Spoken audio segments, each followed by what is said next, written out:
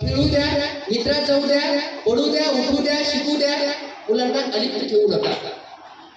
सहकार्य संबंध मुलाचा वाढेल, त्याच्यामुळे मुलांना शेअरिंग वाढेल, मुलांचं केअरिंग वाढेल.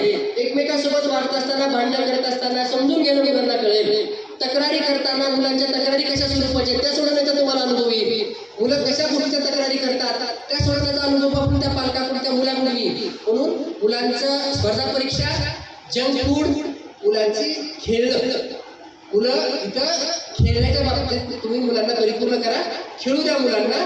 आणि मुलं त्याच्यामुळं शारीरिकपणा त्यांचा सशक्तपणा येईल आणि त्यांची भूक वाढेल, त्यांचा आहार चांगला होईल, जेवण चांगलं होईल, पचन संस्था त्यांची चांगली होईल. चौथा विषय की तुमचं ते अनुकरण करतात मुलं.